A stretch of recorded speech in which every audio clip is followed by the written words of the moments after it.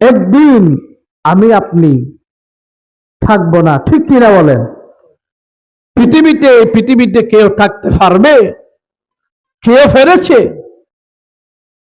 পৃথিবীতে কারো পক্ষে থাকা সম্ভব নয়।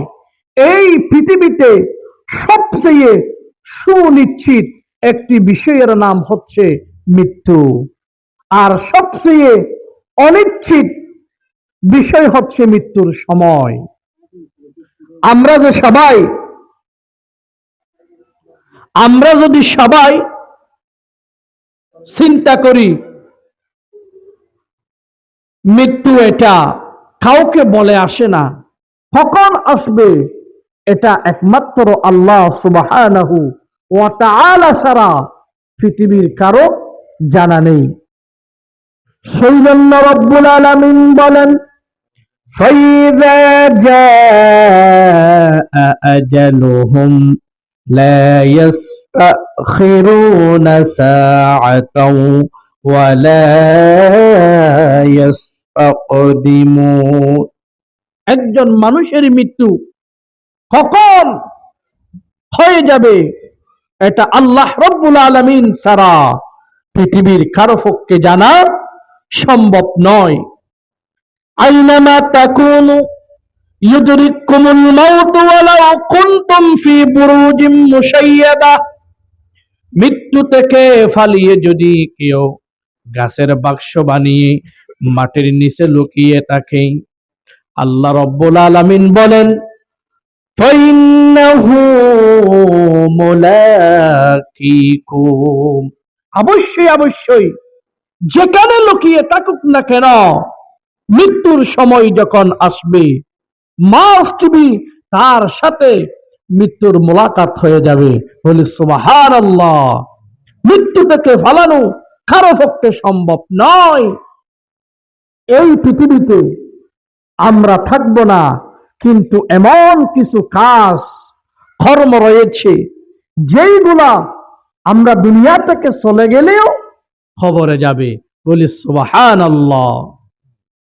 হাদিস শরীফ সাক্ষী, عن أنس بن مالك رضي الله تعالى عنه قال قال رسول الله صلى الله عليه وسلم يتبع الميت على ثلاثة। একজন মানুষ যখন দুনিয়া থেকে ইন্তেকাল করে, তিনটি জিনিস তার সাথে কবরে যায়। কয়টি জিনিস? তিনটি জিনিস। ফায়ারজিআনি ওয়া ইয়াবকা ওয়াহিদুন। আল্লাহর প্রিয় হাবিব বলেছেন, দুইটি জিনিস তাকে কবরে রাখার পরে চলে আসে, একটি জিনিস তার সাথে কবরে সঙ্গী হয়ে যায়। দুইটি জিনিস তার সাথে কবরে থাকে না। যেমন একজন মানুষ ইন্তেকাল করেছে, তার সাথে তাকে খাটিয়ার মধ্যে বহন করে তার আত্মীয় স্বজনেরা নিয়ে যায়, ঠিক কিনা বলেন?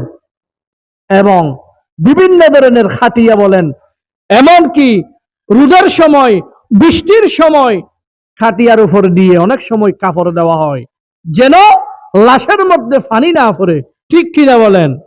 আল্লাহ রাসূল সাল্লাল্লাহু আলাইহি ওয়াসাল্লাম বলেছেন, মানুষ কবরে তিনটা জিনিস নিয়ে যায়, দুইটা জিনিস চলে আসে। ওয়ায়াবাকা ওয়াহিদুন, একটি তার সঙ্গী হয়ে কবরে থেকে যায়।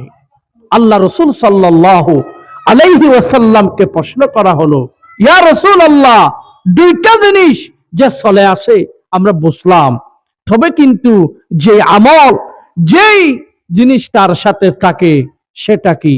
আল্লাহ রাসূল বলছেন, তার জীবনে যত ভালো কাজ করেছে, তার জীবনে যত খারাপ কাজ করেছে, সবই তার সঙ্গী হয়ে কবরে থাকে।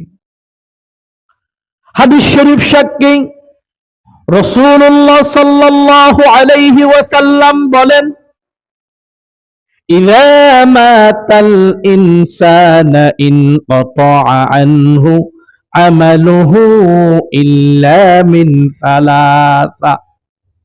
অন্য বর্ণনায় রাসূল করিম সাল্লাল্লাহু আলাইহি ওয়াসাল্লাম ইরশাদ করেছেন, একজন মানুষ যত নামি দামি হোক না কেন, যত বড় রাজা বাদশা প্রেসিডেন্ট হোক না কেন, সেই যে স্তরের মানুষ হোক না কেন, যখন তার হায়াতের বাজেট শেষ হয়ে যাবে, তাকে দুনিয়া থেকে চলে যেতে হবে। একজন মানুষ যখন ইন্তেকাল করে, দুনিয়াতে যত ভালো কাজ করার, যত খারাপ কাজ করার রাস্তা ছিল, সাথে সাথে বন্ধ হয়ে যায়। একজন মানুষ, সে আগে ব্যবসায়ী ছিল, সে আগে শিক্ষকতা করত, সে আগে রাজনৈতিক পার্টি করত, যখন সে ইন্তেকাল করে, তার পক্ষে কি আর কোনো ব্যবসা বাণিজ্য, লেনদেন আর রাজনীতি করা সম্ভব? আল্লাহ রাসূল বলেছেন, ইজা মাতাল ইনসানা ইনকাতা আনহু আমালুহু, যত রাস্তা ছিল আমলের কাজ করার, সমস্ত রাস্তা তার মৃত্যুর সাথে সাথেই আল্লাহ রব্বুল আলামিন বন্ধ করে দিয়েছেন। তবে ইল্লা মিন সালাসা, এমন তিনটি কাজ রয়েছে, একজন মানুষ দুনিয়া থেকে যদি চলে যায়, চলে যাওয়ার পরেও ওই আমল তার কবরের মধ্যে যেতে থাকে। সুবহানাল্লাহ বলেন। এক নম্বর, সাদাকাতিন জারিয়াতিন, সদকায়ে জারিয়া, এমন কাজ, এমন কর্ম, যেমন আজকে মসজিদের সভা হচ্ছে, ঠিক কিনা? আজকে মসজিদের সভা না, এই মসজিদের মধ্যেই 1 বছরের বাজেট, অনেক টাকার প্রয়োজন আছে, মসজিদের বিদ্যুৎ বিল আছে, মসজিদের বিভিন্ন ধরনের খরচ আছে না নাই? মসজিদে যারা দান করবে, এই মসজিদ দুনিয়াতে যতদিন থাকবে, ওই মসজিদ দুনিয়াতে থাকার কারণে, এখানে মানুষের আল্লাহর ইবাদত করার কারণে, মানুষের এখানে নামাজ পড়ে আল্লাহর কাছে দোয়া করবে, তারা যেই আমল করবে, ওই ব্যক্তি মসজিদে দান করার কারণে, মসজিদ দুনিয়াতে টিকে থাকার কারণে, সেই কিয়ামত পর্যন্ত কবরের মধ্যে বসে বসে মসজিদে দানের সওয়াব পেয়ে যাবে। সুবহানাল্লাহ বলেন। সম্মানিত ভাইসব, এই মসজিদ মাদ্রাসার সভা, এইগুলাকে আমরা এখন ভুলতে বসেছি। আমার আপনার ছোট্টবেলায়